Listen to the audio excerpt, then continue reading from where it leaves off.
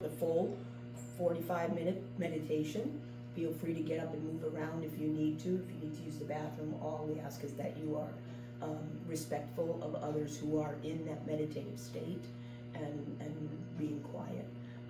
Obviously, there's going to be other noises that will distract us and take you away from it, but there'll be things in the background that'll be going. We bring you back into the meditation, to the quiet space, and that's all part of the learning process and learning how to meditate and doing that.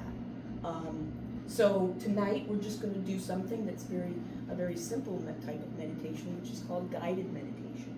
And guided meditation really involves a focal guidance. In this case, the leader would be speaking and guiding you into a certain space, a certain mind space, where bring you into a relaxing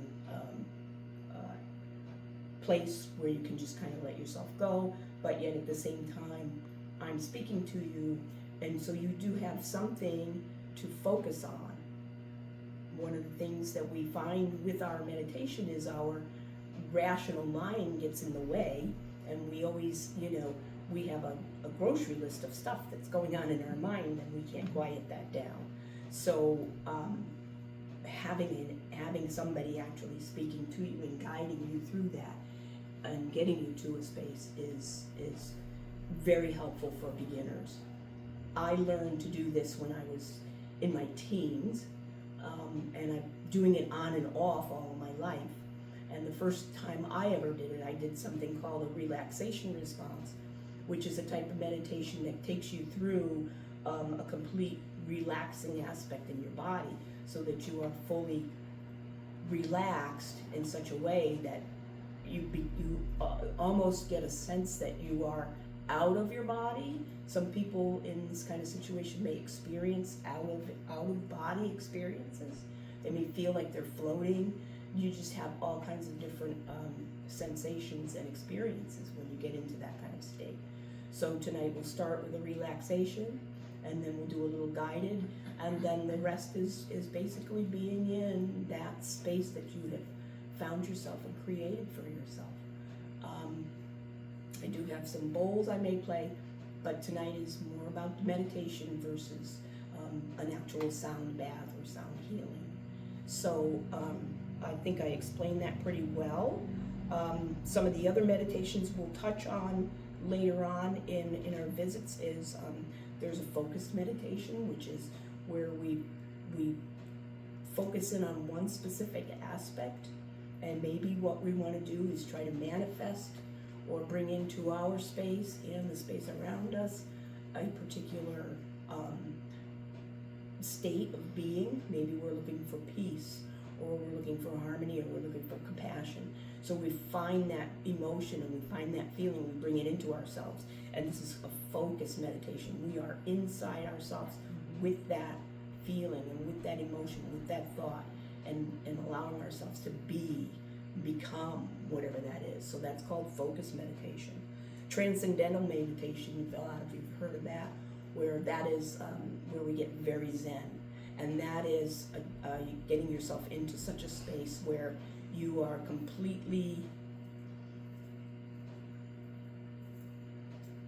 thoughtless. Your mind shuts down so much, you reach such an alpha state, even almost down into a theta state. Some of the Buddhist monks meditate and get so far in that they have achieved theta, which is a very, very relaxed state, and the brain waves are actually so slow that they're not even there, and you just be, you're just in a space of being, a sense of being. And that's another very powerful type of meditation, and that takes practice to get there. Some people experience it right away and absolutely love it, and then they can never reach it again. So it's just practice and getting to that space. Another type of meditation is movement meditation, and I'd like to, in the fall when the weather's nice, maybe go outside and do a walking meditation in the yard outside too. So that's another aspect of this, to learn how to maintain a focused mind and a peaceful mind while you are walking and interacting with your environment around you. So that's an active meditation, a walking meditation.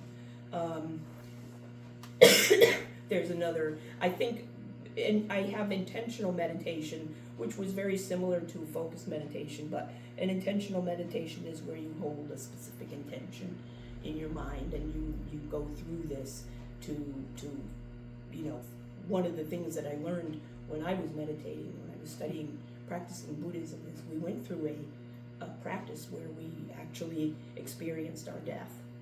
And as you go through that, you gain insight into what would it feel like to die, how would people around you react. So you have this specific intention to go in and explore certain, whatever it is you feel you want to explore.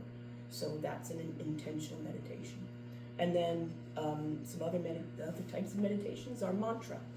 A mantra recitation where you get into it and you are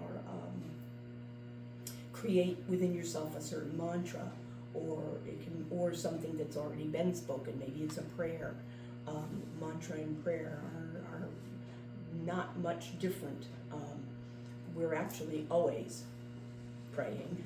We're always in some sort of a mantra because our brain is thinking thoughts, and so what we speak, we kind of manifest. But with the mantra meditation, we can be intentional and bring in words. I am peace, I am calm, I am love, however you want to do it. Om Mani Padme Hum is a Tibetan saying. I see the compassion in your heart. Om Mani Padme Hum, and it was originally recited by a Buddhist teacher, Avalokiteshvara. So there's lots of different ways we can bring mantra meditation into it. And so tonight we're just going to do some guided meditation, a little relaxation guided meditation we'll start with. And again, as beginners, feel free to move around if you have to, or stay in the space where you're at, and just, you can come out of it, look around, and then come back in. Sometimes it's difficult to stay in meditation for 35, 40 minutes, so feel free to come in and out of it, all right? So we're all set, we're comfortable.